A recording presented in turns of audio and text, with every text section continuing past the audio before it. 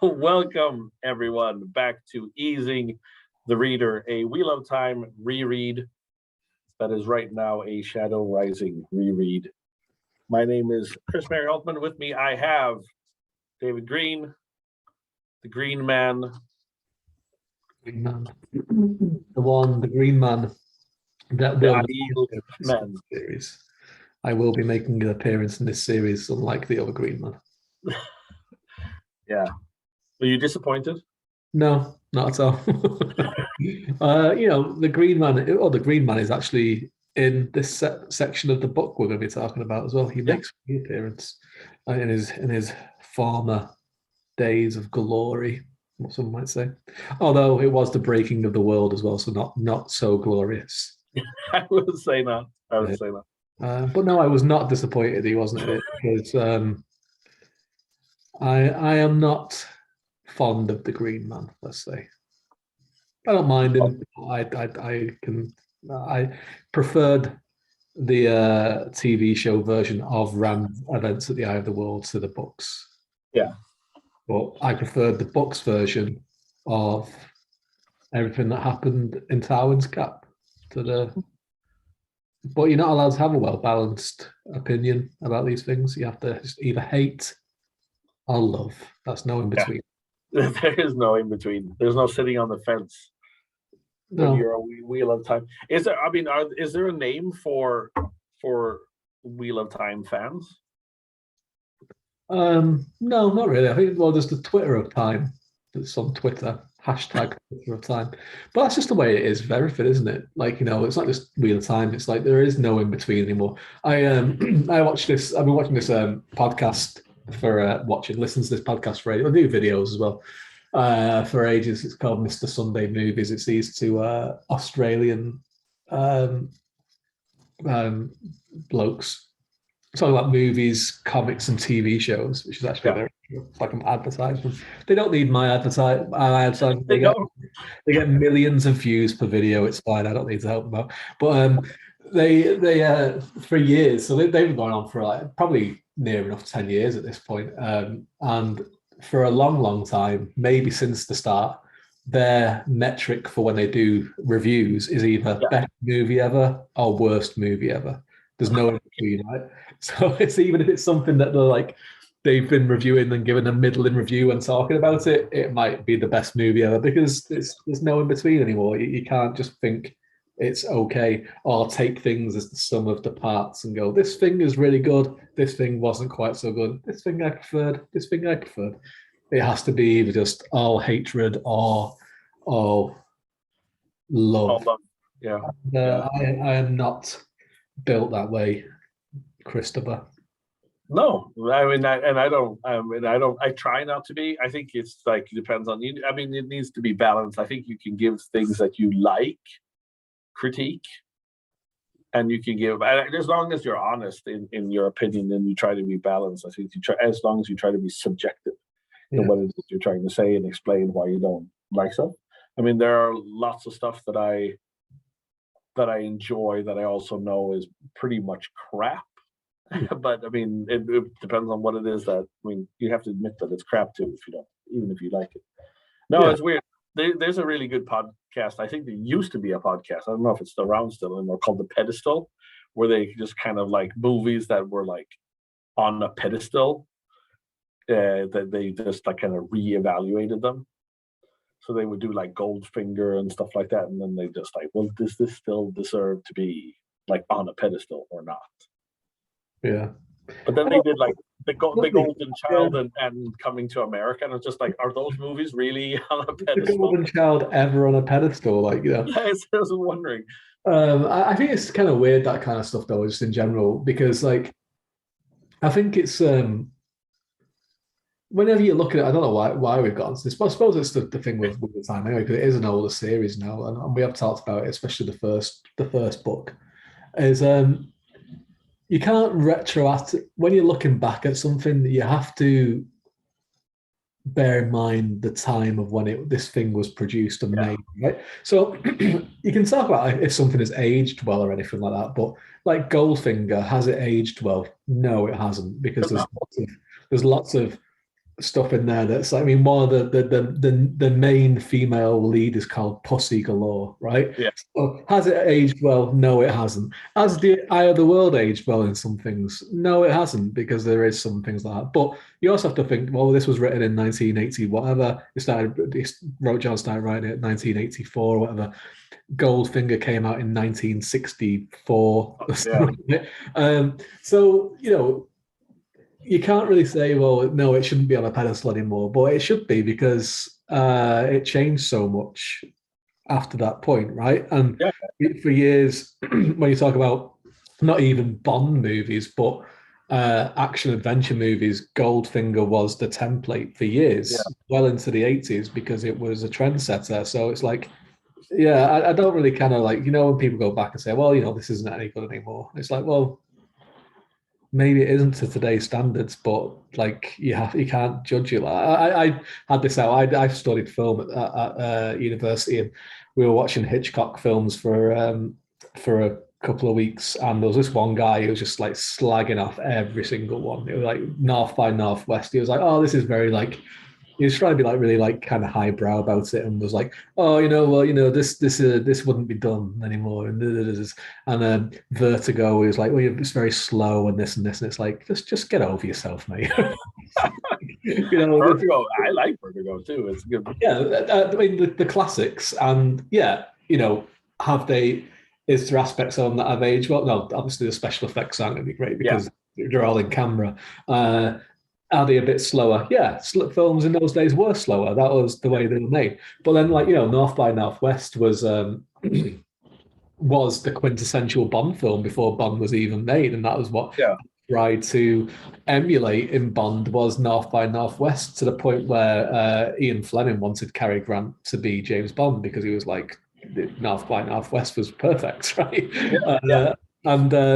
It's just a weird. I don't know how we got into this, but it's your fault. But it is my fault. It's a weird way of looking at things. It's like, I think, to just kind of say like, no, don't revere this anymore because like it's 60 years old and we can do better these days. It's like, well, you if this thing hadn't have happened, none of this other stuff would have happened. No. I think that is the important. It's like when you talk about like Robert E. Howard, or you talk about Lovecraft. Yeah. Is it okay to cancel them because of their opinions, if they were their opinions or not? But I mean, they obviously influenced the world and made it better. Without Robert E. Howard, I want to claim still that we wouldn't have had Robert Jordan and the Wheel of Time. For instance. I don't know if you can hear this, but it's actually torrential rainpour. It's just literally on the other side of my window, literally out of nowhere. So people that may have heard me mention the Irish weather before, this is if you can hear this is a taste of it. It's literally just come out of nowhere, to the point where it's like I'm looking out and it's bouncing back up off the floor outside. It was glorious sunshine 2 minutes ago. But it was snowing here. It's been snowing here. So, but we can bring it back then. Have these chapters aged well of the Wheel? Because we were talking about that last time, as we are going into the chapter 24 of Rhuidean, when they're actually going into Rhuidean. We were talking about women with their lady parts hanging out. We were talking about that last time. Yeah, that was because everyone's just running around naked at this point. We had no one's told us we were wrong about it, so maybe we were right. We were like, yes, this is out of order. But that's the thing. What we was talking about. Some aspects of the Wheel of Time haven't aged well. Like this kind of way how, and we talked about it in previous books, how the women are constantly in need of being rescued all the time. Like, that was a main trope that was repeated many times in the first 3 books. But then the actual content of them, these few chapters are some of my favorite in the entire series. Like they're chapters, right? And it expands the scope of the world. It does loads of lore, telling of the lore of the books and important things that you need to know. And important things about the Aiel, and it tells it in a really great way as well, where it's not like just someone sat down telling them a story, you're experiencing it along with the way it's done. You know, the content is excellent, and that's the thing. You know, the strength of the Wheel of Time, the story that's being told, and the things that are in it is excellent. And you do get that discourse these days from people, and we had it in the last episode where we talked about the gratuitous nudity from women at this point when they're going into Rhuidean, where it's like, well, the men can just go as they are, but the women have to take the clothes off to do it, right? There's no real reason for it. So there is this discourse of like, well, it was written. This book came out in 1992, so it's an old book. It's 30 years old, right? Yeah. And things have changed. And you know, Robert Jordan was he wasn't an old guy, but he was an older man writing this. He was in his 50s. And you know, as you said, he came from that background of Conan, work on Conan books, which would very much have been, you know, women, gratuitous nudity, damsels in distress, that kind of thing. So yeah, you know, that's the way it was. And I mean, and that is if you look at high fantasy, that is very much one of the tropes in high fantasy. And I mean, we can't judge Robert Jordan to going into the trope of good versus evil, or men needing to rescue women. I mean, I don't think he was in any place of changing that at that time. And those weren't the kind of fantasy books that people wanted to read either. Those were very much, I mean, that were different than that. Yeah. That was very much what people wanted to read when you look at. Yeah, and that does change in this as it goes on. And this book is one of the main ones for that. That does start to shift in that. There is a bit more where you know, the women they go off on their own adventures and they become a lot more capable. Whereas in the first couple of books, every time they've got into trouble, someone's come along to save them, and it's usually been it's either Rand or it's Matt or Perrin or Lan. But it does start to change, and that's because you obviously, you know, maybe he wanted to do that all along, but he just felt like, you know, when you are producing these kind of books for big publishers like he was doing, publishers have their own say and their own expectations and their own editors that are like, this isn't going to sell. We need you to do this. And that is a part of it as well that people tend to forget sometimes. And a really interesting part about that, which is reflected in the TV show, is that the amount of people, it's quite clear in the books that Aes Sedai have relations with other Aes Sedai while they're in the White Tower. Robert Jordan has pillow friends, doesn't spend a lot of time on it, but then that's in the early books. When he does New Spring, the sequel, which came out in 2010. No, not 2010. 2002. About 2002. This is obviously when he had 9 books under his belt. He had a successive #1 New York Times bestsellers, and he can do pretty much more what he wants to do. And he makes it explicit in that there was a relationship between Swan Sanche and Moraine. It's not even beating around the bush or anything. It's explicitly said that there was a relationship between them, right? But a lot of people haven't read New Spring. So when the TV show, which comes out 2021, brings that to the forefront, you have some people that are like, I've read The Wheel of Time from book 1 to 14 4, 5, 6 times, and that there is no hint of a relationship between these. This isn't happening. It's like, well, it does. It's just that, and he wanted to do that, obviously, because he hints at it. But in 1990, his publishers were probably saying, you can't do this. No, exactly. Yeah, and I think that's what people need to understand about the book industry, is that it is very heavily controlled when you're a new author, especially, and you go into a big publisher, you can't do whatever you want. I mean, a lot of times they'll probably rewrite your manuscript completely.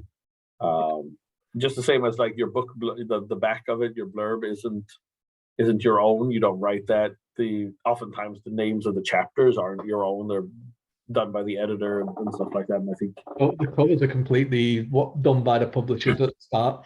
And so you become big enough where you can put your foot down and say, no, this is what I want. And you know, that's where and it's funny because you see a lot of relationship with some fans, with authors and creators kind of changes when they get bigger and they say, well, they've stopped doing this that I used to like, right?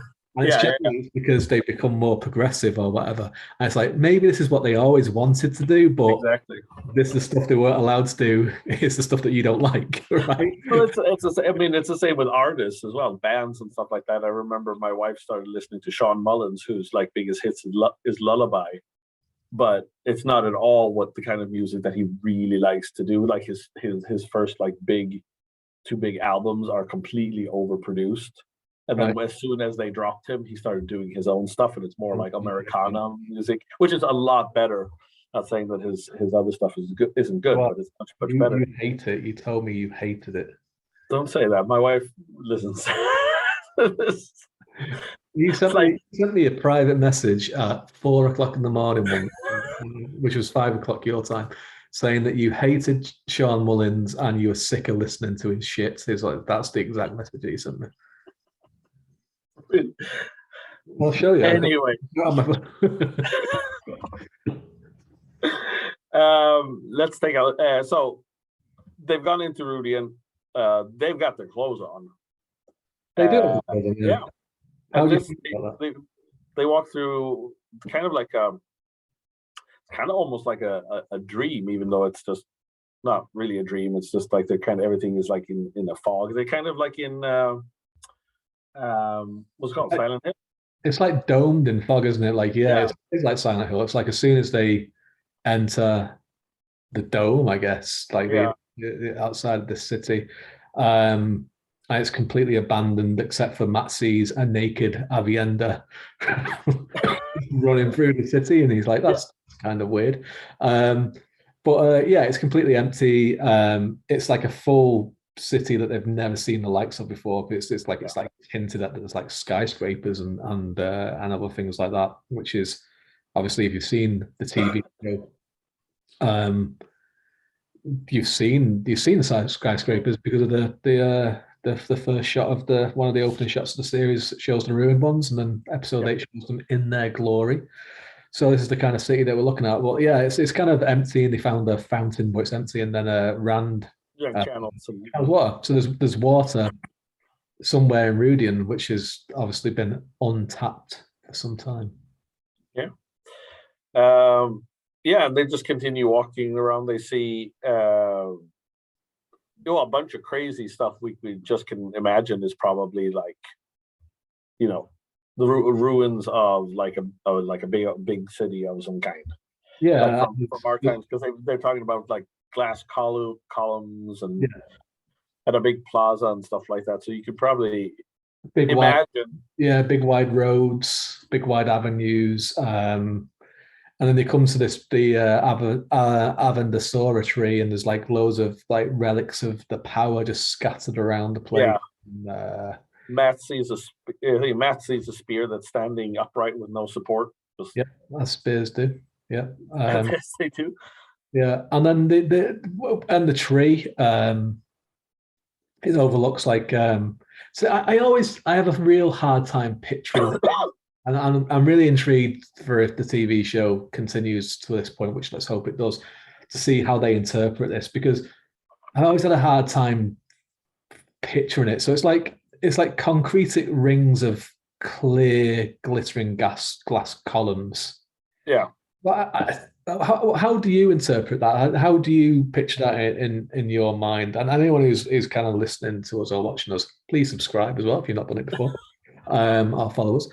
Let us know what you think of, or give us examples. So I always have a real hard time picturing it. I figured there was some kind of like, well, obviously when Robert Jordan wrote this, we probably didn't have that, but I see him as like columns of like LED lights, like a crystal, like a like like the needle, like the Eye of Isis or the Needle of Isis or whatever it's called. That's in Paris, or Cleopatra's Needle or whatever it's called.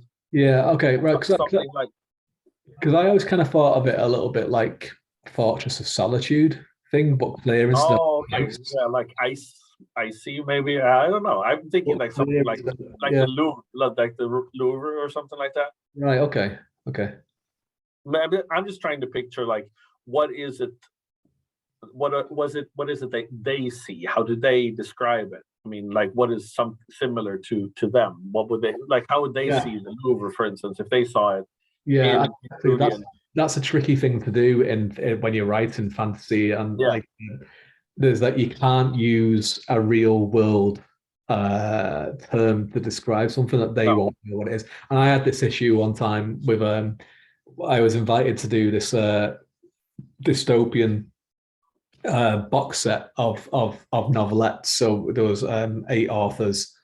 Actually, I have handily enough. I have it right here. The actual completed one. So it's quite a big book. Let's see if it comes up. So it's after. So there's my name's on here somewhere. But yeah, it was 8 novelettes, and it was all about the world's ending stories after, but it had to be within like a 200-year period of when the Earth had society as we knew it had finished. So I wrote a story about a society of people that the rain became toxic, so people had to live under the ground, right? And there's raiders that go between like cave systems looking for fresh water, and these people live on this like fresh water supply in a cave, but the children aren't allowed to go topside. There's people that go out to scavenge when it isn't raining and whatever. It's set in Portugal, so I was like, but where it doesn't rain a lot, but it rains enough where it can be a danger. So there's a bit where it was written in first person. So there's a bit where one of the characters meets one of the raiders, and the raider has a rifle. But then I was like, the main character has never seen a rifle before and doesn't know what a gun is. Yeah. I needed to describe it in a way that the reader would know what it is, but was also not like, so I was like, how would I describe a gun if I'd never seen it before? And it's really, really tricky. It's a really tricky way to do it. And that's why I have trouble with this. I'm not Chris. I love all these chats, as I said before. I think that's my favorite in the series. But it's just that the way that he's trying to describe it from Rand's point of view, or Matt's point of view, sorry, at this point, is that I'm not sure exactly what he's getting at. You know what I mean? I know. And I mean, that's the trouble with anything.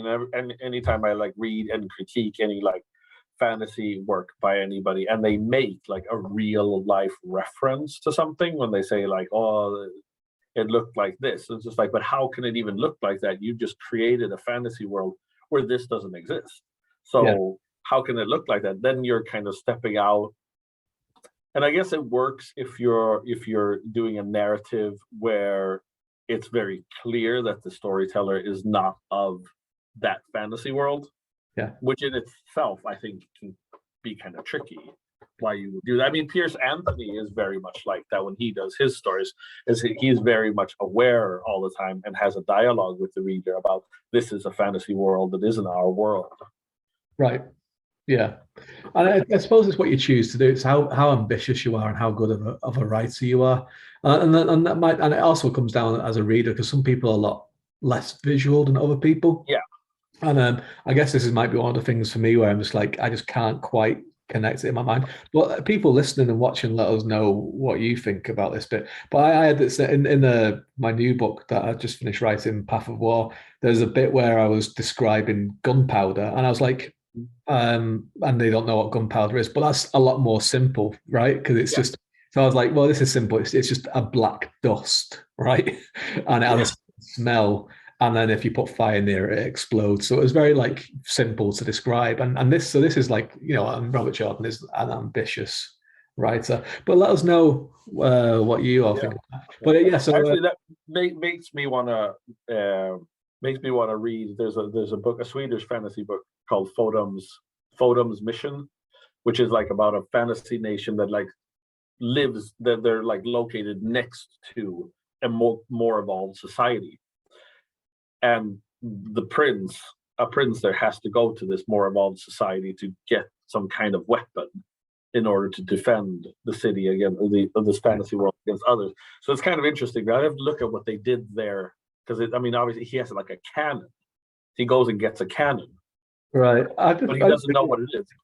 I just realized that like I do this all the time in my writing because the thing I just did the edits, but we're Yeah, working, me and for people listen, me and Chris are working on a fantasy anthology with some other authors about like a shared world thing. And in my story, I just did the edits for it last night. I do the same thing again. I have him describing things that are from our world that are not. He comes across his mission. He has to go up to this abandoned missile silo that has not yeah. been used in hundreds and hundreds of years, and it describes what it is and doesn't know what it is. He's describing metal and everything. Why do I do this all the time? Why am I just maybe this bit of this book is like just completely just imprinted on my mind, and I'm always like, I need to do this. I need to find it. But anyway, Yeah. Anyway, well, let's move on. So, but anyway, Rand notices two small figurines, and this is important. So remember this yeah, for the and future. two small figurines to me, those are little like statuettes, Yes, but we and see that's one of them kind of in the Mhm. TV show. So to give you a picture of what you to think of, if you cast your mind back to the very very first scene of Wheel of Time, where it's Moiraine getting ready in the White Tower Yeah, and yeah, yeah. and she has a little figurine that she wraps up in some cloth. This is kind of the thing that she's talking about, or the little Forsaken figurines that Steppin had. Oh, okay. Yeah. Up to yeah. Anyway, uh, they let's see what happens. They're at the Tree of Life. Yeah, Uh, Rand goes into the columns, doesn't he? Peter And goes into the columns. tells Matt he can't go. Yeah, because that's only to become an Aiel clan chief. Sure. Or And Matt, or a wise one. yeah. Yeah. Well, Matt doesn't want to be, or I don't know. He doesn't want Matt to be one. I don't know why. He doesn't. Well, he's not ideal, is he? So No, that's and true. obviously when you when like I think Matt could go in there, but he'd see something very very different Yeah. because of the So way that Matt just, yeah, Matt just kind of hangs out, or he walks around, and then he says, "Seen another red door frame." he does. Yeah. That he would like the one he'd seen in Tier, a little differently decorated. He decides to go through anyway, Mm-hmm. but he doesn't end up in the same place.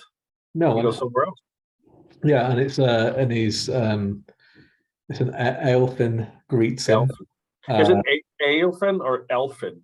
elfin, I think. 'Cause I think this is like obviously the snakes and foxes aren't they, the things that are inside it, and that's where the game that they play comes from as well. But Yeah, also, I think this is um, I think this is Robert Jordan's little nod towards elves and dwarves. I think in a kind of way. So elfin is like his little nod towards them. I think for a little fantasy kind of. Give us a little wink. He's like, yeah, I know this is fantasy. it's kind of like the Trollocs, because I remember the first Yeah, time I read Eye of the World, I always saw them as some kind of mix between a troll and an orc, yeah, sure, because yeah, obviously Trollocs. And yeah. they walk for a long time this time. Really long I time. went through many side corridors that all show the same theme, uh, basically. Yeah, and Matt's trying to ask him questions, but the foxes are like, no, not talking to you. And No, Matt gets angry and he says that if he had his way, he would wish all the holes in his memory were filled. And then the elfin says, done. yeah. And And then he said he'd be free of the Aes Sedai, or power, yeah. And he wants to be away from them and back in Rhuidean. yeah, And they say, done. He's made his three wishes, and then he starts not being able to breathe. yeah. Then it becomes really it escalates really quickly at the end. He just like all of a sudden can't breathe, Yeah. and everything goes dark. Um, Well, the elfin don't fuck about, do they? Just like this is we've said done three times now, and yeah, we're getting into this. We want our pound of flesh, as it were. and then we then we go to Rand. We do, and this is probably like this whole section is like up there my favorites. Wheel of Time thing. Well, I think this chapter in particular. Yeah, well, it's basically, isn't it almost like this chapter, The Road to the Spear, and The Dedicated is basically they kind of like interconnect, because it's basically just the same thing that happens all the way through. Yeah. So yeah, and as we're getting further and further back into time, I suppose.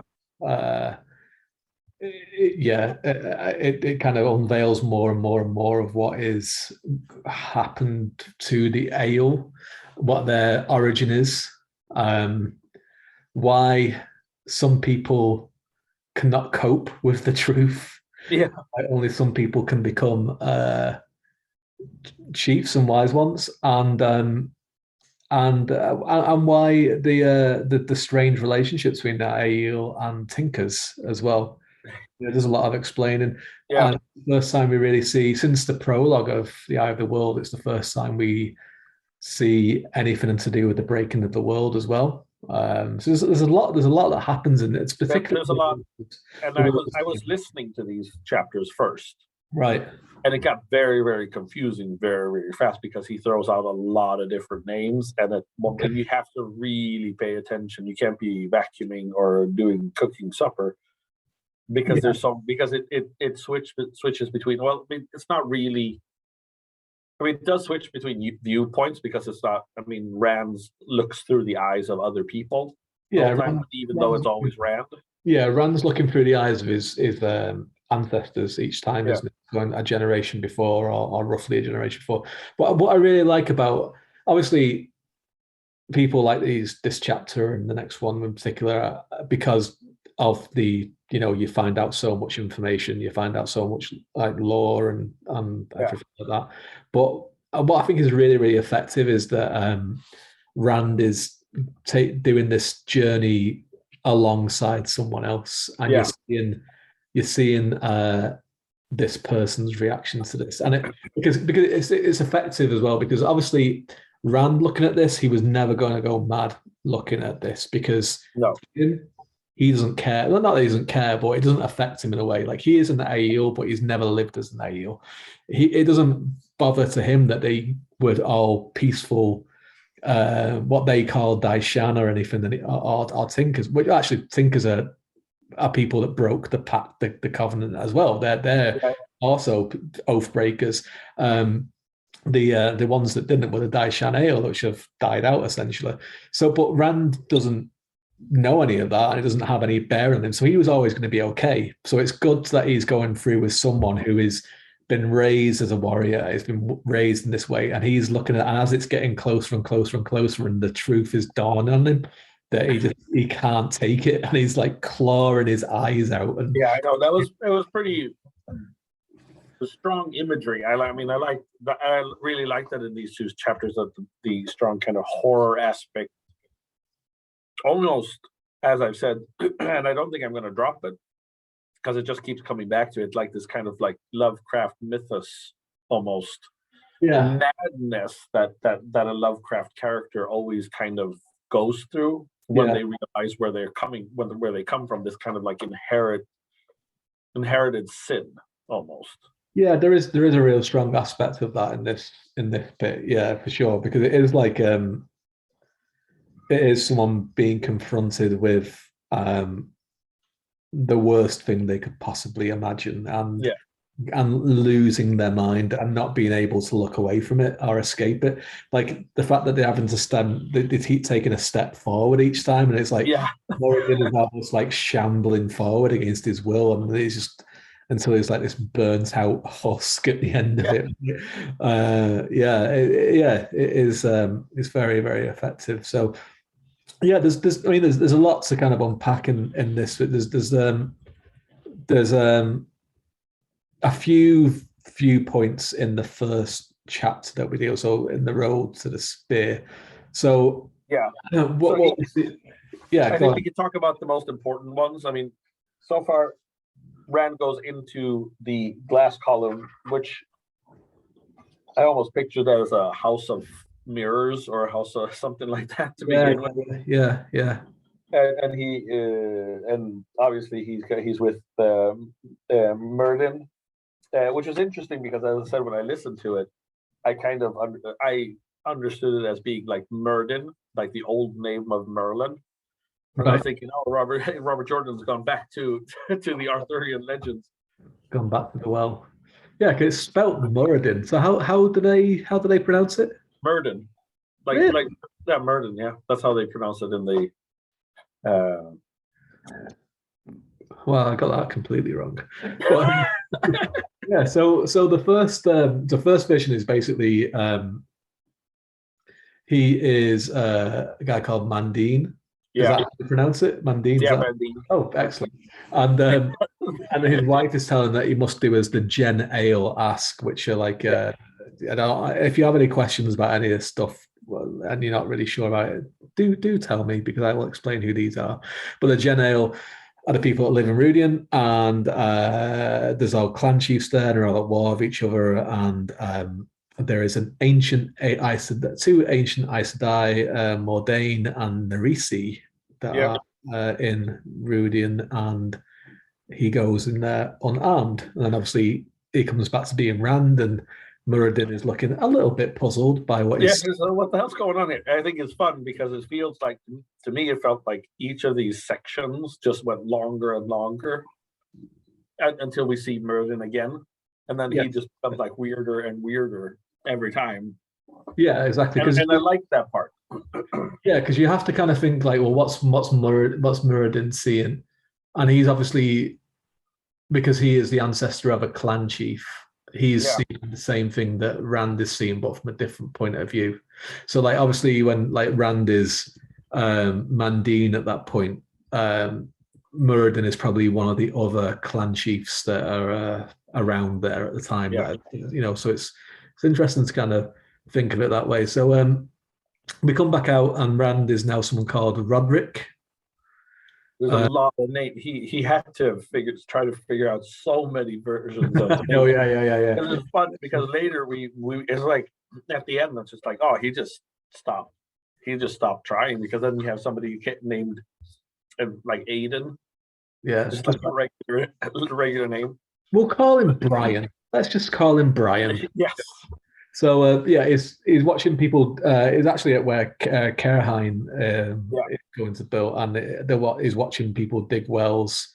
There's no water because the land is parched, and they allow the Aiel to have some of their water, which is, again, it's a nice little nod as to why the Aiel, who, like, they have such a strange relationship with different cultures.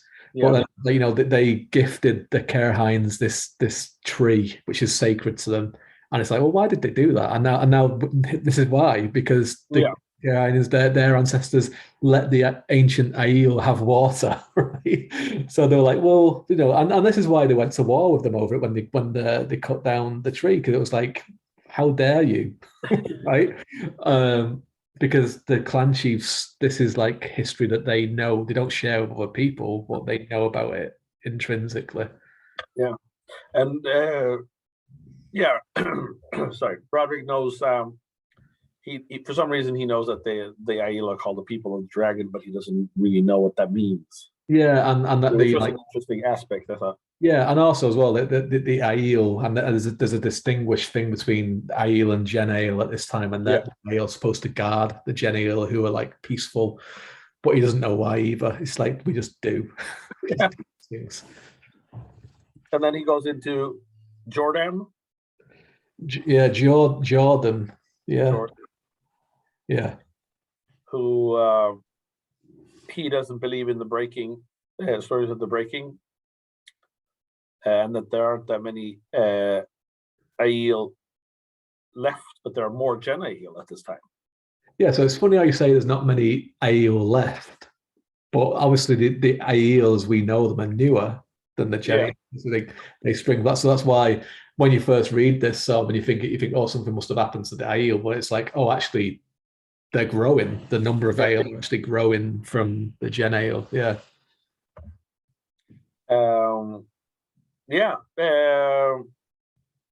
He ends with trying to see here what I wrote. Yeah, so some of the Gen Aiel were taken captive. Yes, yeah. And we see this. We see the origin of the first maiden of the spear. Yes, because that's what I was going to come. They could choose to take the spear and be exiled from the gen. Yeah. And then just one person does not take the spear. Yeah, so you see this tide is changing, don't you? So between the last two viewpoints that we've seen, it's really an effective way of doing it. Like, it's great how he is going back through time and explaining it this way, because like the one that we saw there at Cairhine is like there's more Aiel than there is Gen Aiel, and they're like looking after them and what have you. And then in this one, it's like there's more Gen Aiel than Aiel, and we see why people are taking up the spear and everything like that, because they're sick of being attacked in these terrible times that they're living in. Because obviously he doesn't believe the stories of the breaking of the world, but he knows about the breaking of the world, and so we can surmise that it's not a huge amount of time has passed, but enough time where, like, because they still haven't found the way, they're not in Aiel waste or anything yet. No. So, yeah, and then we go back. Oh well, and Morin. Yes. It becomes the first maiden. She does, yeah. Yeah, with a shorter spear. Yeah, which is without such a long. Yeah. Well, she was shorter, maybe. She had shorter arms. And then we get to see. Well, did you want to say something else? I was say spears are pretty long, so it's short with anything really, don't they? No. And then Rand sees Merlin again, and this time he is like snarling like some kind of wild animal, some kind of rabid beast. His teeth are bad. So weird. This is the weird part. He's just like, what is he snarling at? It's like, well, I think the penny's kind of dropping, isn't it? With him at this point, is kind of. So if you just think about what they've just seen, and it's seen that like there was more of this peaceful Aiel, and that like the people that have chosen to take weapons are scorned in a kind of way, aren't they? They're exiled. Yeah, they have to, because they get banished. Yeah, so he's probably, the penny's starting to drop with him, where it's like, my whole life is a lie. So he goes, instead of like, that's weird reaction. It's the normal reaction to bad news. Yeah. So, and then we go into Lewin, yes, who is with a bunch of other companions. They are watching a camp with some of men that have abducted some Aiel. Yes. Some Aiel ladies. And then he's got a bunch of people with him. We don't have to mention all of them, although I found it interesting that it sounded like there was a person called Charlie in it, but it was Charlin. Charlin, yeah. There's a lot of names in this flashback, isn't there? Yeah. Because there's a Luca as well, which was interesting. It's like, oh, so it's an Italian. Yeah. There. Oh, there's a, remember that name, because there's a rather infamous person called Valen Luca who's going to appear in the next book, I think. Okay. So they're gonna save them, because Lewin's sister is part of this these abducted Aiel women, but they're not great at sneaking. Their sneaking level is less than 100. It's way less. It's probably 10. Probably 10. Yeah. And the bandits or the kidnappers awake. And Lewin is saved by Charlin. Mm-hmm. And they just do a lot of killing, and they just Lewin, which comes up later, he uses a spear and kills a man. Yes. And then once they've defeated the bad men, they find that Charlin has been hurt. Mm-hmm. He passes away, if I'm not. It is more than hurt. He's dying. He's mortally wounded. Yeah.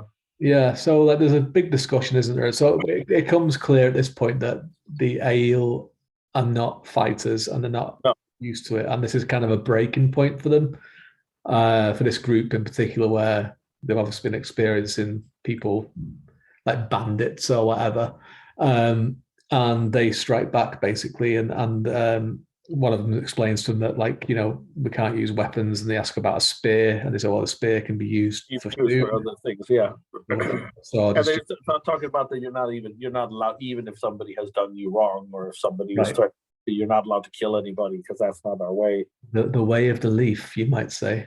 Yes, Yeah. exactly the way of the leaf. And And so that's when Aiden shows up, or yes, the Aiden is part, and it becomes a big argument between them, uh, especially when they find out that they killed the bandits and yeah, they're excommunicated, basically. they are no longer Daishan Aiel, which is Yeah, obviously what was their original name, as you find out. And the Gen Ale kind of come from that. And then also when Lewin tells his mother about it, she says to hide yeah. his face because what's that word she says? She says to hide your face because I I had a had a son. son. I had a son with that face. And, she I'll doesn't see want you to see kill it. them. Yeah, Yeah, yeah, yeah. yeah, because that's when he has to. Yeah, Yeah, and it's a great bit of writing that actually. It's a great little phrase. But yeah, so we're seeing like the whole origin of PA yeah, at this point, everything that they hold like dear as a society, like cover the face when they're killing,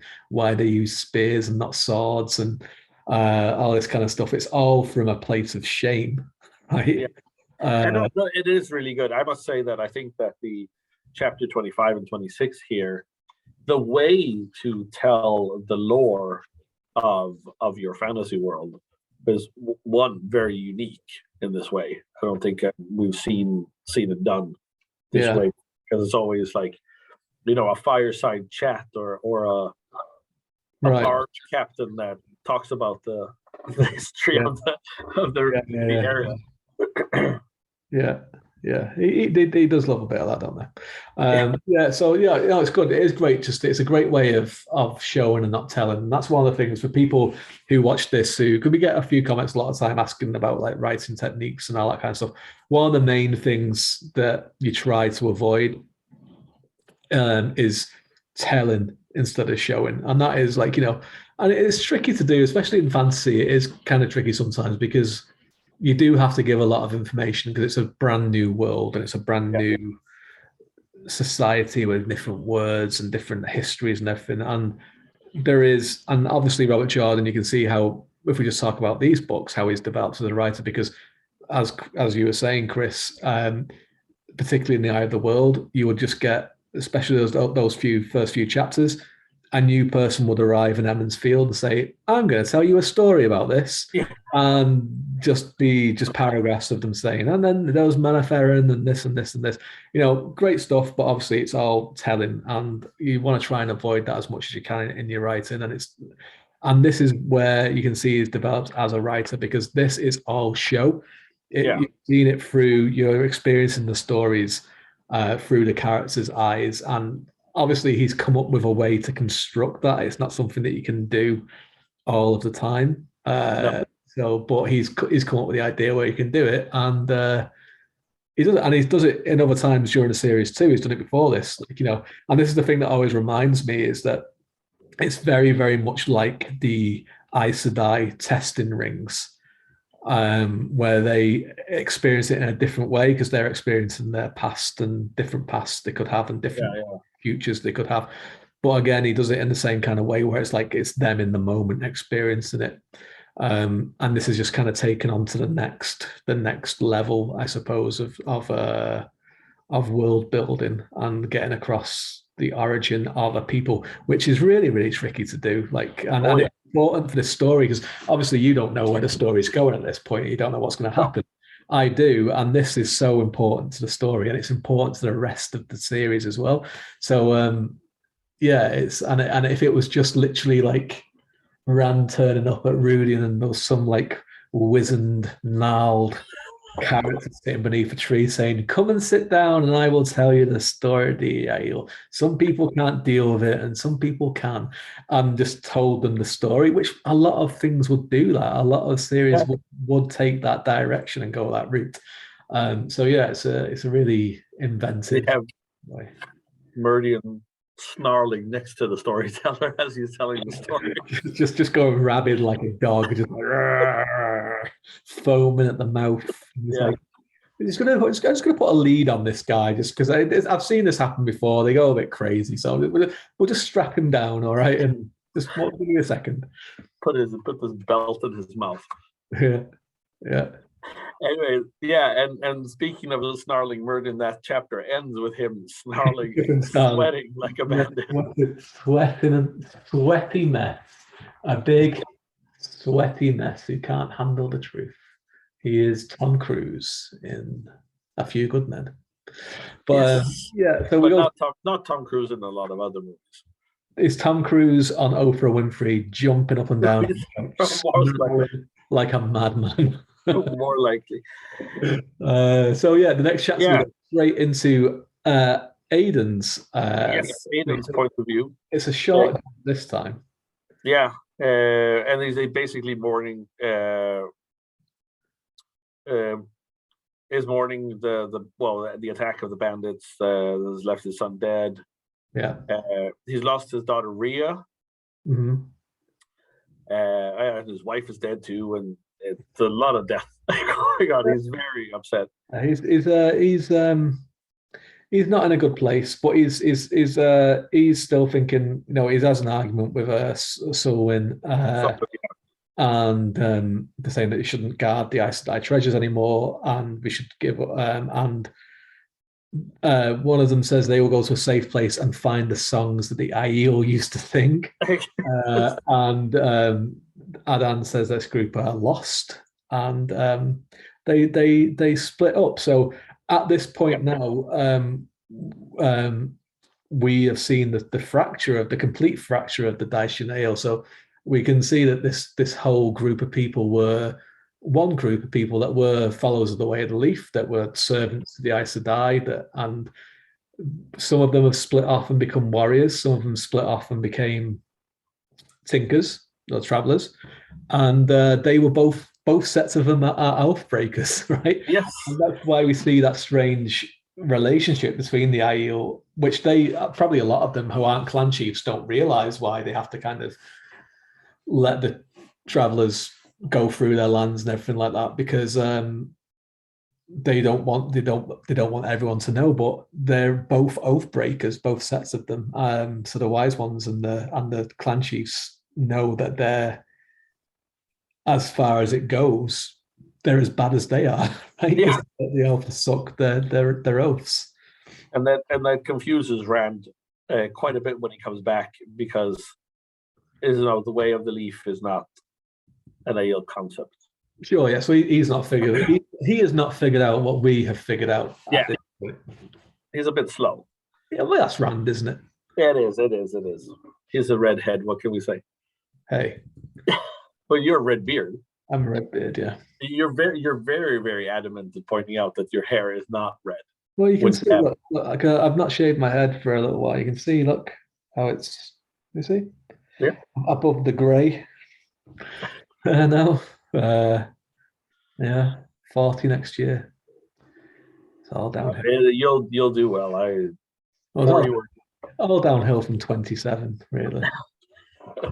That's life. I think my midlife crisis came when I was more 30 than I was 40. Well, I've not had a midlife crisis, but you will.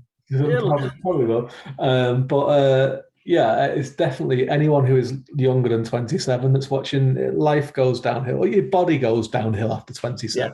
I think 27 is like the peak. You're at your very best for everything. You need less recovery time for everything.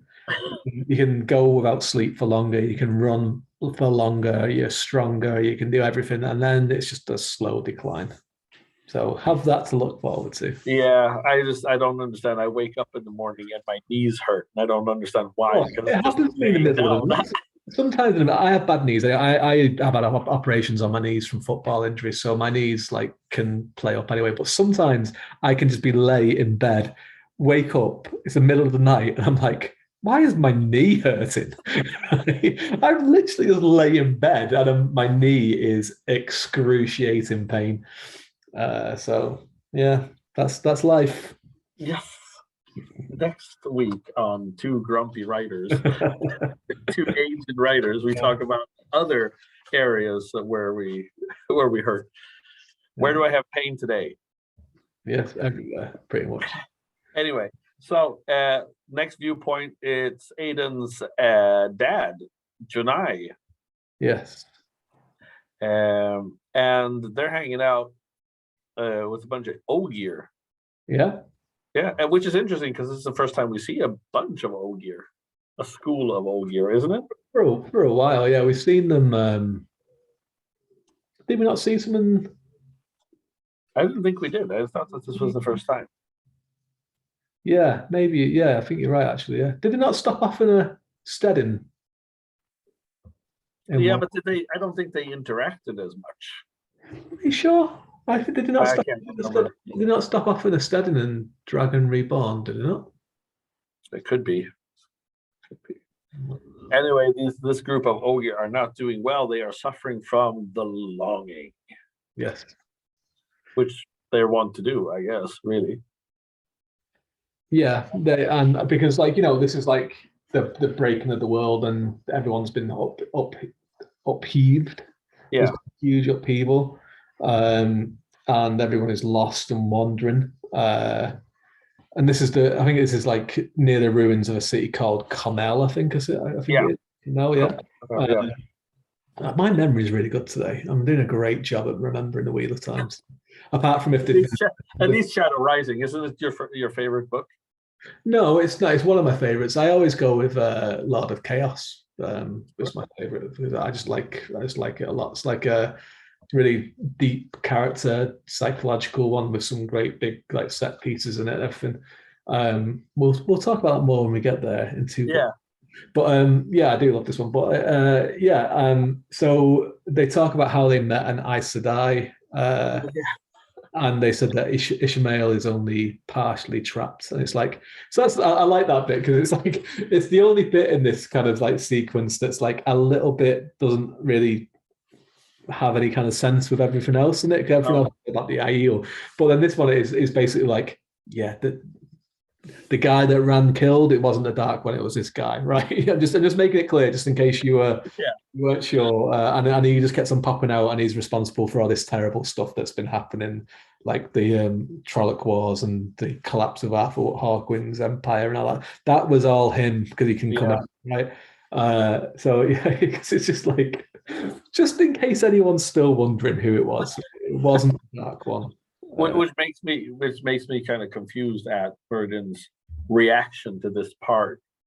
But anyway, Junai has a chest, but he has like a heart attack. He tells his son to take his people south and then just dies. Yeah, he does just generally just have a heart attack. Yeah. Maybe the news of Ishmael being only partially trapped just couldn't deal with it. But yeah, so it comes back to Muradin, and he is screaming and clawing at his face. But what we need to realize is that he isn't seeing exactly what Rand is seeing. So he's probably just seeing something that's happened that's like pretty bad, right? But he might have seen his direct ancestor confirming something like, all the Aiel are supposed to follow the way of the leaf or something like that, something like that. Who knows? We can't ask him because he's dead. Yeah. Or soon to be dead. Janai is the next person. He's in the prime of his life. Yeah, at 63, which we just the opposite of what we were saying. Wouldn't that be something? We'd be like, I know you're what, 44, aren't you? So you'd be like, that's when I've got like 19 years before I hit the prime of my life. This is great. All my experience that I have, that I can take on to new heights. That'd be fantastic, wouldn't it? If we still had that much time left. But anyway, we're in the Hall of Servants. Yes, which is great to see. And there's Joe cars, but they don't work anymore. What were the Joe cars? Did I miss something? So Joe cars are flying cars essentially. Okay. Right. So you see more of this. We see more of it. This is the first instance of it where I first mentioned, and there's a few bits later on in the series where we get to see some things that happened in the past. But basically, we saw some of it in the TV show as well. There's a bit where you see some planes basically and some things flying through the sky. But they lived in, obviously it's our world, and this is and so when it was just before the breaking of the world was like our future, where they've had like, so it's like a real fantasy science fiction world meshed together where magic is like created all these technological marvels. But like they have flying cars, they have planes that actual people can fly using the one power, and all this kind of, in these big cities with skyscrapers and what have you. So Joe cars are basically just, and just to make it more like science fiction, he's called them like Joe this, like right. So that is basically, there's loads of them just like are crashed and discarded. There's earthquakes, and there's only female Aes Sedai here, so we know the break-in has happened. And in the room there is Calendor, the crystal, the crystal sword, and he gets the dragon.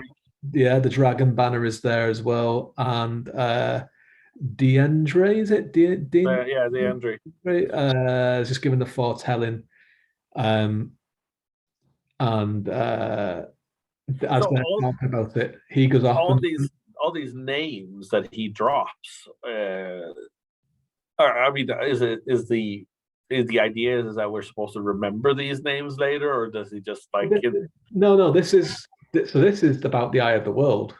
Yeah, I know, but I mean, it's just like he mentioned so many names that, and they don't really come back up or anything like that. It's just that, like, like some of them do in a roundabout way, I guess, but mostly just to do with this story because of why they found why they make Rhuidean in the first place, is because they want to save all of this knowledge. And some of these ancient Aes Sedai, is the first visions talked about, traveled with them. So this is taking place over like 200, 300, 400 years, I guess, because that's how long they last. So their whole idea was to make, because obviously Jonai goes and talks after to Semester, the Green Man. He's there because he has a task for him, and that's obviously, so they've had this foretelling about the Eye of the World. So part of it is to create this thing and have this stuff here for when the dragon returns. And the other task was the Aes Sedai needed to get the Daishan Ale and take the surviving Aes Sedai who were traveling with them and all of their like relics and everything like that, and bring them to a place of safety for after the end of the break-in. And they pretty much failed, although they didn't. Some of them succeeded, and some of them failed along the way. And this is it's interesting because this bit always reminds me quite a lot of the Silmarillion in a lot of ways. I don't know if you ever read the Silmarillion or anything like that, but part of it. I actually haven't read the whole thing. No. Okay, so you've read the first aid, the kind of So when the elves first appear in Arda, so the world is created, and the Valar are told by the god that like the first children will awaken, the children of Eru, which are the elves, right? And then one of them gets a bit impatient and creates dwarves first, and he's like, they can stay, but they're not allowed to wake up first. You have to hide in these mountains. Right? So when the elves awaken, they awaken in this lake, which is pretty much where Mordor is. Some people think, and they awaken, and there's just stars in the sky. There's no sun or anything like that. And there's in between bits where some lights have been destroyed, the lamps have been destroyed, and the trees haven't been made yet. But I digress. So some of the Valar Onway, the hunter finds them, and Morgoth tries to steal some of them away, and does succeed and takes some of them and turns them into orcs. Yeah. And he brings Olwe brings like a group of the leaders of each distinct race of elves with him to see Valinor, and says, look at this, you can come and live here with us, like it's great, right? And they're like, yeah, this is great, and like, come back to us and bring your people with us, and we're all going to live here together. And so they go back, and some of the elves refuse, and they stay in Middle Earth, and they become like the Sylvian elves, basically like Legolas's people. And then other ones start going away, and then some of them start going away and doing their own thing and taking their time. And some of them head straight across and they go to Valinor and they never come back. And they're like the true ones, the ones that Eru likes the most, and they're like the high elves, right? And then there's some that kind of meander a little bit and take the time, and they're the great, they're like the gray elves, right? But it's like these two groups. This is what it reminds me of. So you have these two groups that go off and do their own thing, and they're not seen as the true type of their people. And this is the same in the Silmarillion. And I always wonder if like that is if he got influence from that. Because he is always influenced by a lot of different things. And this and obviously the Silmarillion is influenced by the Bible quite a lot. Like, you know, and because Tolkien was very Catholic. And this bit, the story of the Aiel and what they were supposed to do is very biblical to me. Like it reminds me a lot of even like Moses going through, you know, his trials and everything like that with the Israel coming out of Egypt and all that kind of stuff. It reminds me a lot of that as well, where it's like you have this covenant to do that you're supposed to do, and your people have like some of them have failed and turned away from it. I don't know if that's. Do you get that kind of vibe from it? No, I mean I think now that you're saying it, now that you're pointing it out, definitely. I think it's interesting because always, I mean, in my own fantasy writing, you know, you try to create different types of people. I mean, whether they're bastardized elves or dwarves or whatever, or orcs or whatever they are, and you don't think so much of where they come from. I mean, I don't do that. I just kind of create these races that are similar but still different. They have their own kind of like specialities or but I mean, it's interesting. Like you say with Silmarillion, there's an actual like kind of like origin story for all these races, and you can see that here. And I mean, really, in the Bible, it is too. I mean, it does kind of explain to like why we have different peoples or clans or whatever. So yeah, no, I mean, I can agree with that. As biblical. I'm glad. Muradin does not agree with you because he's clawing at his face and clawing his eyes at the mere idea of what it is he's experiencing. He doesn't like it. No, he's no fan. He's no fan. He is seeing what the glass columns of Rhuidean have to offer, and he is saying, "No, thank you. Please keep away from me." Then we get to Coleman, who is seed singing with Ogier during the War of Power. Yeah. And here we have more Jokars. Yeah. Jokar, with soldiers. Yeah.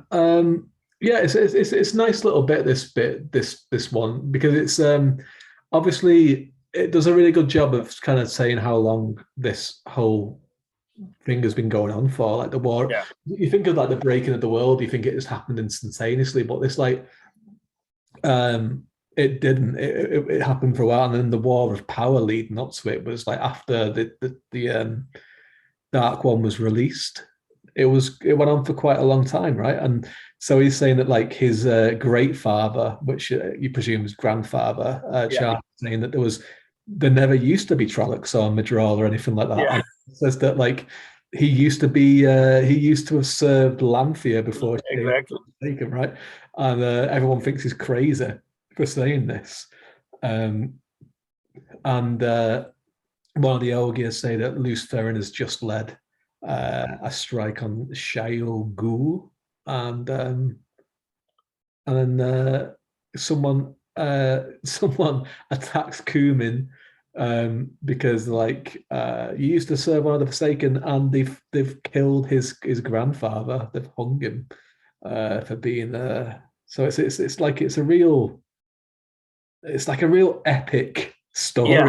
Like, very very, very small. Yeah, no, I like that too, and I like the fact that there's like a talk of there used to not be. I mean, I remember when there were no Trollocs, or not maybe not remember, but I mean, you think about like the that it has changed, so that it wasn't static. We haven't always had Trollocs. Yeah, it's like when we tell our kids that there wasn't. I remember when there was no internet. I remember when there was no Justin Bieber. Yeah, and they're like, no, there was always that. And it's like, well, okay, probably there was, yeah. And this time, Merlin has clawed his eyes out completely. He has veiled himself. He has lost it. And then we go back to Callum Dan, and Chan is there in the prime of his life. Not 65. That's it. Oh, he's probably just a child then, isn't he? Really, like if 63 is the prime of his life. So he's just like wandering through Callum Dan, the city. He's having a great time. Yeah, he's gonna get married too, or he's planning on getting married. He is. Yeah, I like the bit engaged.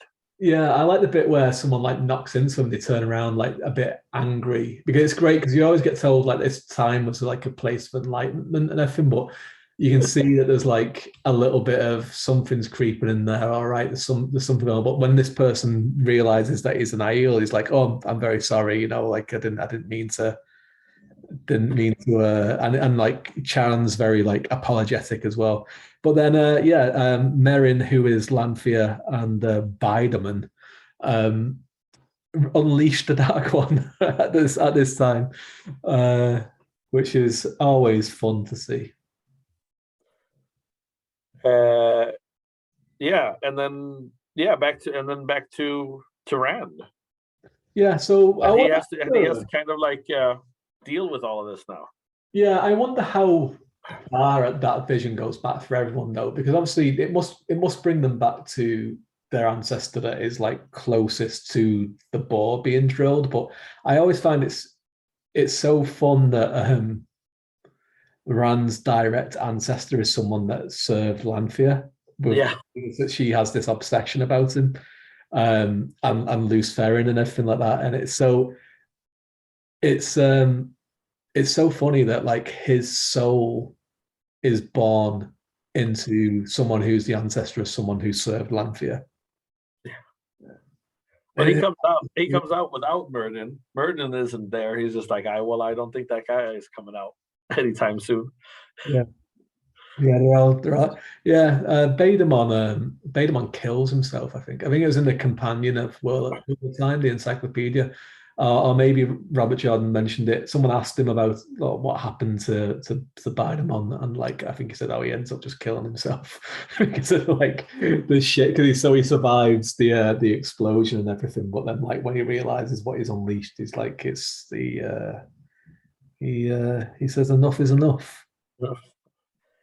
And then he finds Matt hanging from a pole, which was what happened to Matt when he got choked out. Sure, yeah. He channels a sword and cuts the rope, and then he manages to revive Matt. Yes, using CPR. And Matt's just pissed off because he's just like, they try to kill me. The elfin try to kill me. Yeah, that's right. So but Matt has the fox head medallion, and he has the Ashenberry spear. And Matt talks about it, the script that's on the spear, but Rand's like, I don't talk the old tongue, Matt, but clearly you do. Let's go get a drink. Yeah. And then they get attacked by a bubble of evil, and Rand uses his power sword to take them down, and then he explodes them all with some other one power. Just a little bit. What is a bubble of evil? So a bubble of evil, they've popped up before in the start of this book. So do you remember? It's because we've been a bit stop-start on this book, unfortunately. But like, you remember the start of this book where they're all just kind of hanging around the Stone of Tyr, and then all three of the lads are attacked by something randomly. So Matt has the one where the cards come to life. Actually, a really good part of the Perrin's axe attacks him, and Rand's reflection attacks him, isn't it? So that's a bubble of evil. It's just basically like this, like the Dark One's influence is just kind of like sitting on the pattern at certain times, just making weird things happen. And some of them have happened before as well, and they start to become a lot more instantaneous. Okay. It can just be completely random things as well. Like, it doesn't always affect Rand or the other people, but they do kind of pop up. So this is what happens. It's just a little bit of an action beat just to finish off this part of the story, and then they leave, and Rand is like, it looks like we will be back at dawn, like the prophecy says. Yeah. Yeah. Yeah, because he uses his power to create, to make things blow up, explodes things. Bloody, why wouldn't you? Yeah, why wouldn't you? Why wouldn't you? And then we've put a lot of time into these chapters. Yeah, a lot of time has gone into these chapters. But there's a lot to say. I mean, there's a lot to not only, I think, story-wise, but also kind of storytelling-wise. Like how to create a functioning narrative. Just like we've talked about several times about how you defeat the whole idea of traveling. I mean, how you don't, like, because our fantasy characters are always traveling. That's the one thing that they always do. right. Yeah. And that's something that he's again cutting down on this book as well, like with different techniques, which is what the next chapter is about. I think, not to say this next chapter isn't good, because it is good. It's good for, like, especially compared to other Perrin chapters that we've had, but it's not as dense as the chapters that we've just had. No. Basically, it's just them traveling through the Waygate, and it's there's some Trollocs in there. Yeah, Pearce and Gollum hang with Fail's party, and they encounter some Murdral and some Trollocs. Yes, and then Loyal locks the thing from the inside on the out, doesn't he? So it can't be opened from the inside ever again. To kind of trap those Trollocs there. It's interesting that Trollocs are trying to get to the Mountains of Mist again in that part of the world. Obviously, that's what they did in the Eye of the World and the original ones. But that's pretty much all that kind of happens. Perrin finds a few ravens knocking about when they come back out, so he has to kind of get in touch with the wolves to find out if there's. And the black, and they kind of hurry out because the black wind is up on them. I always think of when I think about the Black Wind, even if it's not really the same thing, I just think of the Black Mist from Lost. Yeah. I mean, that's one of the things as well that you have to be very careful with the TV show, was like, because it is essentially the same thing, isn't it? Yeah. So they had to kind of. I liked how they did it in the TV show. I was more like a glass kind of thing, wasn't it? Like black glass. That was a kind of a weird kind of effect that I quite liked. I really like that sequence in the TV show anyway. But.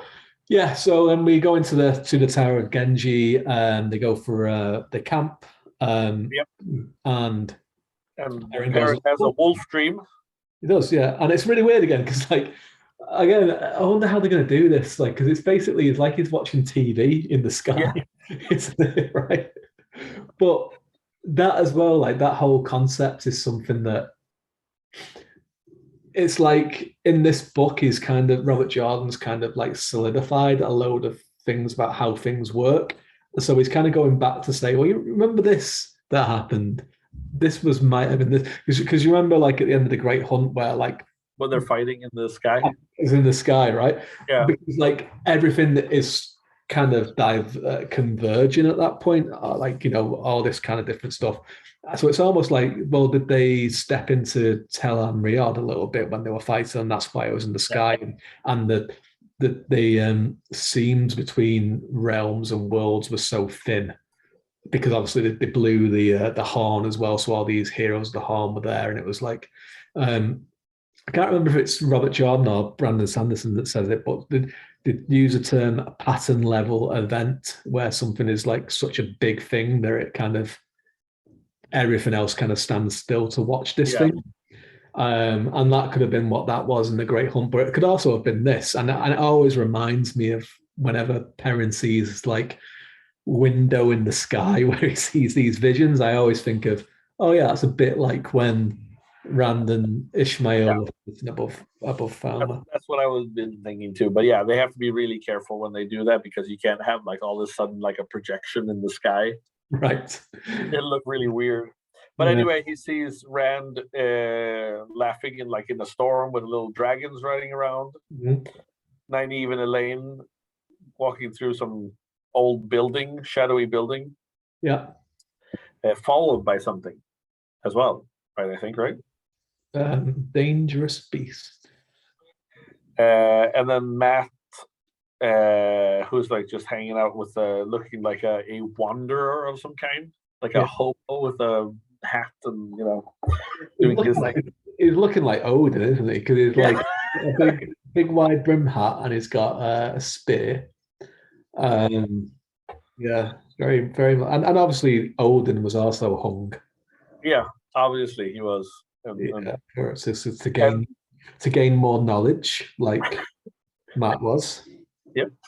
And then Egwene, with standing with some old woman. Yeah, Uh, and this, yeah. So this is actually real. This bit is not a vision. It's actually them. Like, what's he yeah, doing?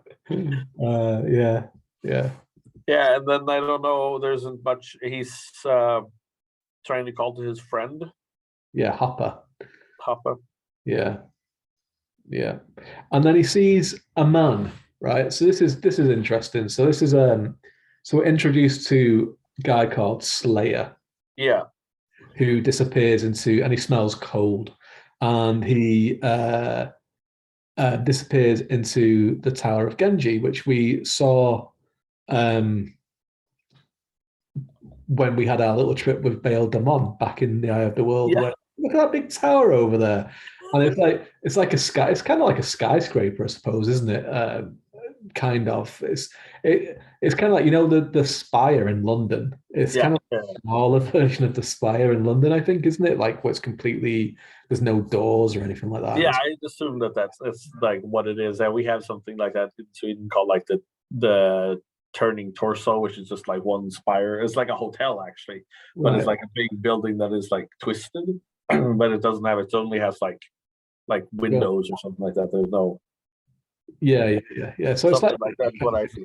so he meets someone with golden hair and a thick braid with odd clothes, and she tells Perrin that this is the tower to get into where the Aelfin and Elfin hang out, and it's like the game of snakes and foxes.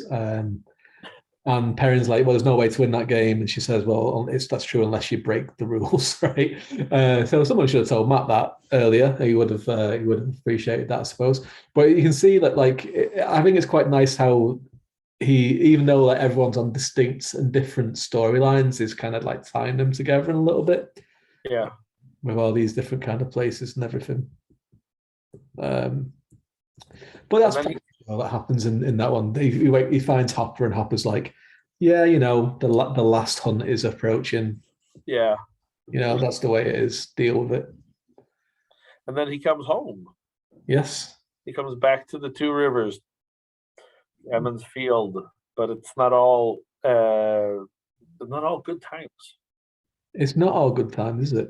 No, he really wanted to go home because he wanted some good times, and it's just He, not the case. well, yeah, he wanted to go and he wanted to turn himself into the White Cloaks, didn't he? And he's like, I'm going to turn myself in. Like, don't turn yourself in, all right? Yeah, Just don't do it. And he's like, no, I'm gonna turn myself in. And everyone's like, you're an idiot, so don't turn yourself in. And they're like, listen, Perrin, you really should hear this. But basically, Padam Thane came back with some white cloaks. yeah, and they burned the farm down, or at least Trollocs Rand's came. farm. Yeah, Trollocs came, killed your family. They killed every single one of your family. And Padam Thane arrived with white cloaks, and they burned Ham's farm for a laugh.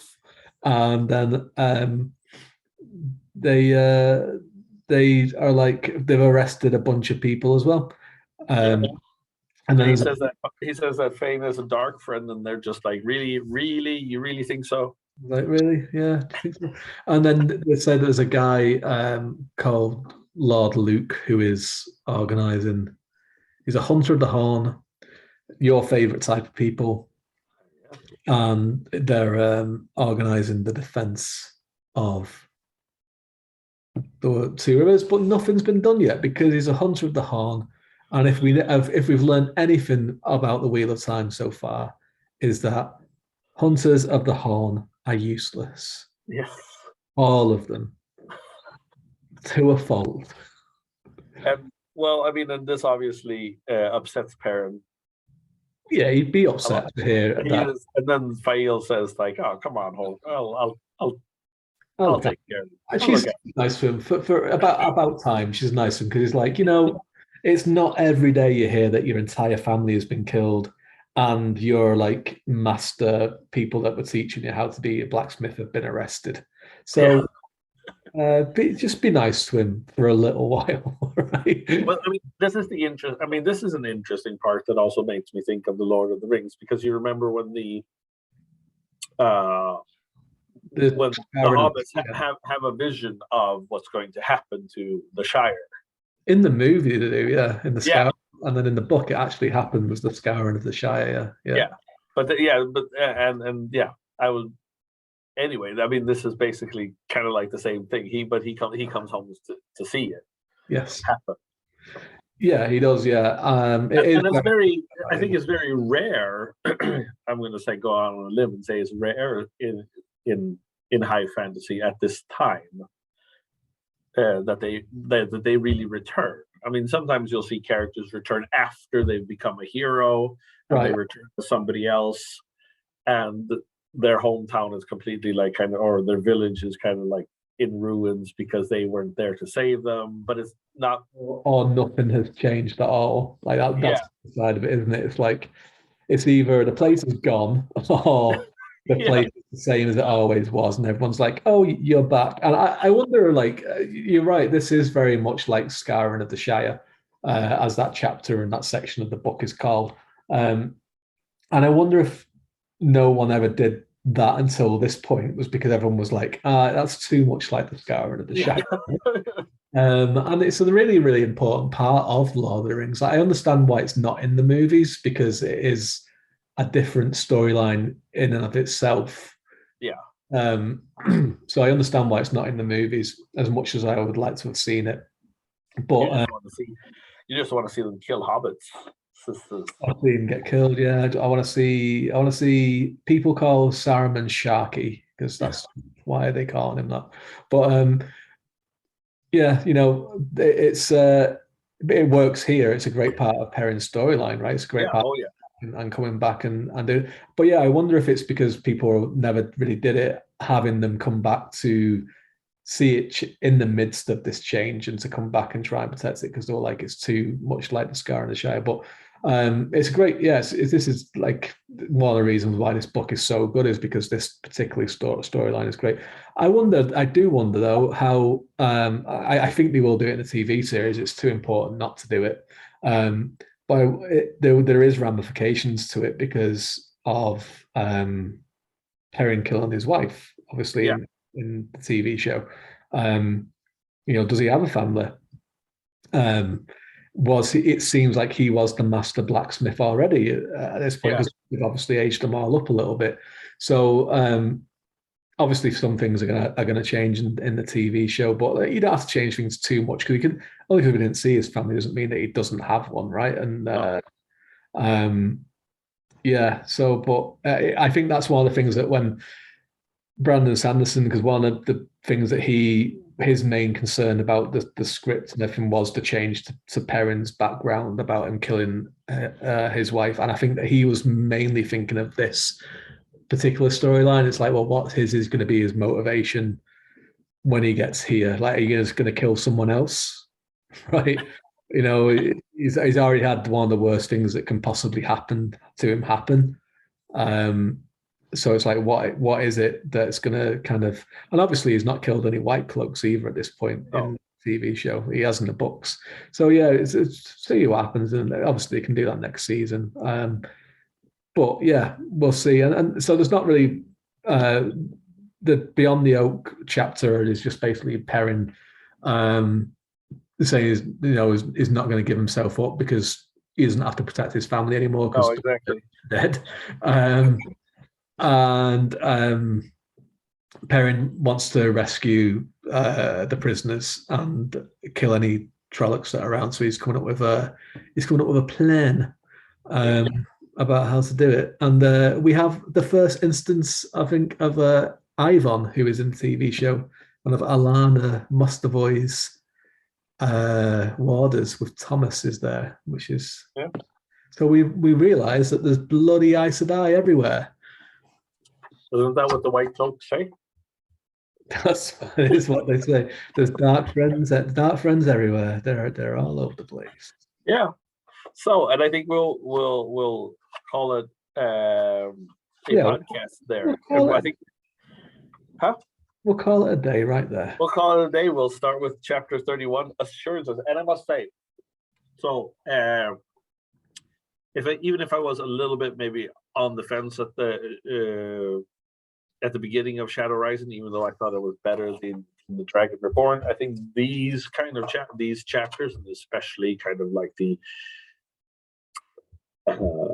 way he was building the lore and all of that stuff. But I think I do like the effect of Myrddin and him like slowly going insane and clawing his eyes out and stuff like that. I think it does. And even the chapters with Perrin, even if no big fan of Perrin, I think this is really I think it has elevated this book quite a bit.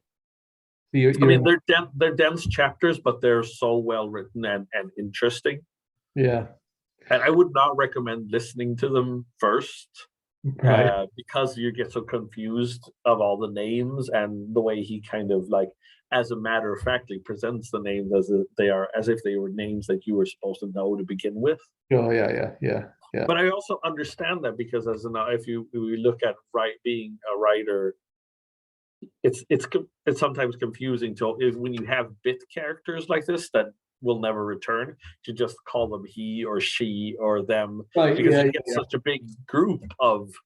Yeah, and you don't want to give too much information about them either. You don't want to be like, this is Chan. Chan did this, Dan did this, and he's like this and this and this, because it's not important. You have to kind of introduce them as if you kind of almost have to introduce them as if people already know them. And because of the way that he's doing it, and he's going into that character's point of view, character obviously does know them.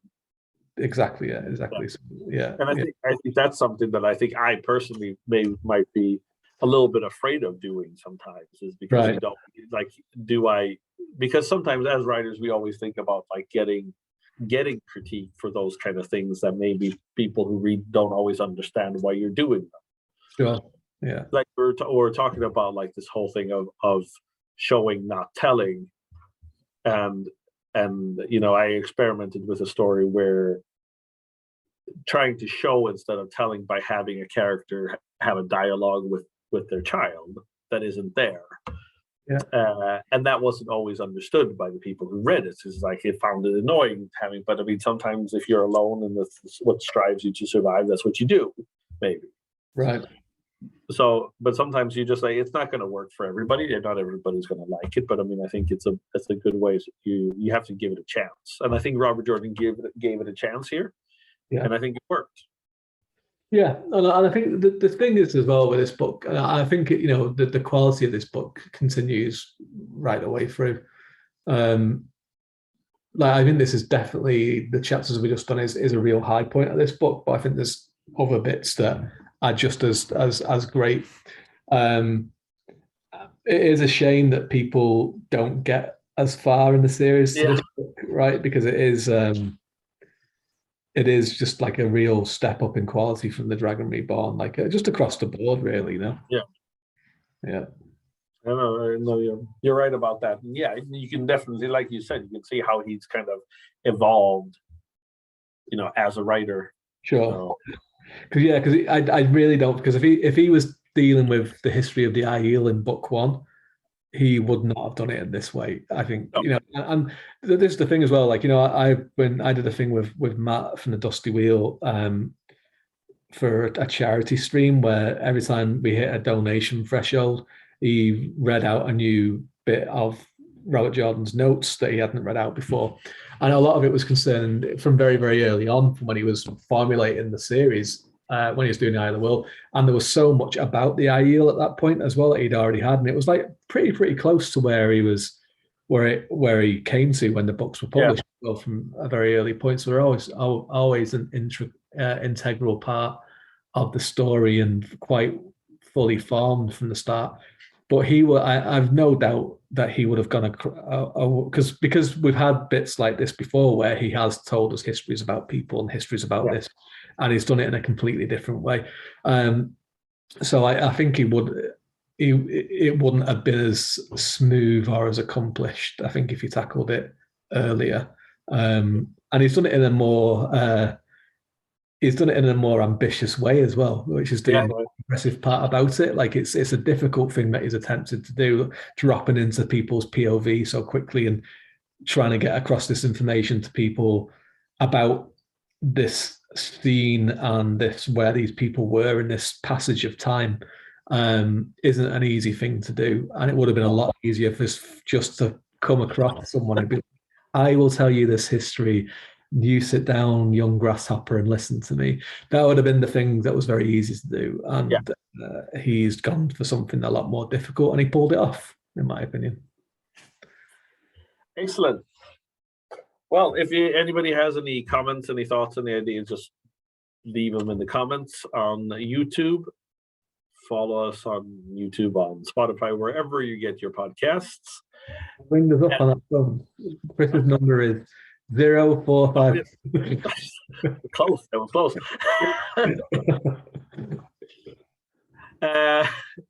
David, what do we usually say when we sign off? Until the next turning of the wheel.